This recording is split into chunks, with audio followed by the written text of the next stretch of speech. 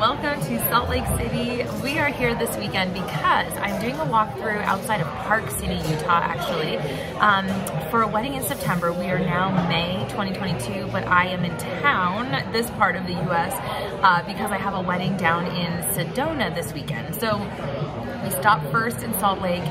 We are going to take an Uber to Park City, and then my clients are going to pick me up and drive us to the resort, and we're going to do a walkthrough for their space. The ceremony's like on a mountaintop, the reception's in this old converted barn, like arena modern style, and then we're going to come straight back to the airport, fly to Phoenix, drive down to Sedona, and get ready for a wedding this weekend. So I will take you behind the scenes and hope you guys get to enjoy what it's like to be an adventurous wedding planner. All right, next stop, Park City. We are headed to Blue Sky Lodge. We got Big Bertha with us today, so we're not traveling light, but we had to put everything in one suitcase to make sure that we are just checking one bag, going to the next location. So our flights tonight, fingers crossed we can get this walkthrough and tasting done, and then Uber back down to Salt Lake to the airport and catch our flight to Phoenix.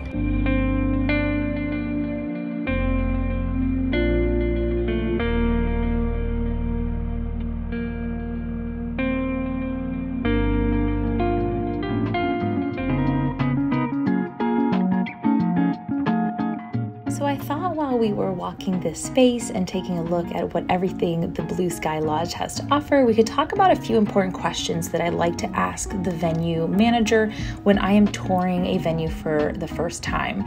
A lot of the times maybe the clients have gone to see it, but I have not seen it yet, and it's important that I ask these questions because it's really going to determine how we go about our planning and if there are specific vendors I need to check in with or we need to book on top of who we have already. So one of those questions that I like to ask is, are candles allowed? And this might seem like a very basic question, but in reality, venues all have different opinions on whether they allow or don't allow candles.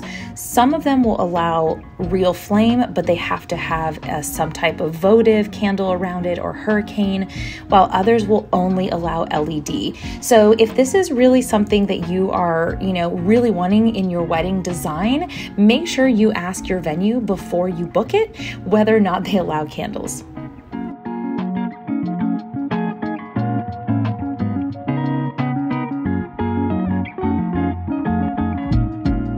Another important question that I like to ask the venue is what exactly is included in the rental of the space.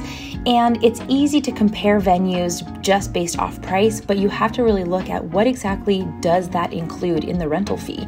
So not only are you getting the space, but in this case, we're getting a bar, we're getting tables and chairs, we're getting an outdoor space, an indoor space, and restrooms and power and all that kind of stuff. So it's really important to check what exactly is included in the rental space, because you might be comparing apples to oranges in reality if you don't know line by line what is included.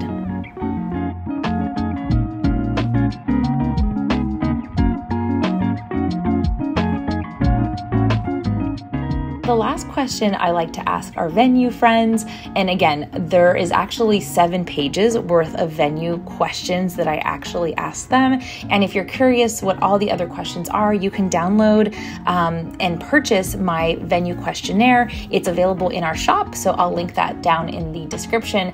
But one of the other things I like to ask our venue managers is, what about parking? So not only guest parking, but what about vendor parking? So believe it or not, your vendors, especially if you have a band, they're all coming in separate vehicles for the most part. You may have at least 5 to 9 vehicles just for the band.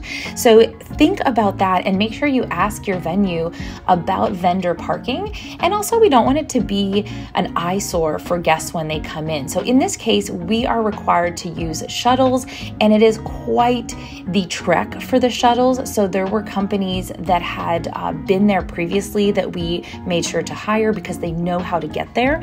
But we are going to work with both in a town shuttle company and a resort specific shuttle company to get the guests up there. There is not enough parking for the guests, and we want to make sure that, we avoid any drinking and driving realistically. So we will have some parking for the vendors, but that is something very, very important to ask your venue before you book.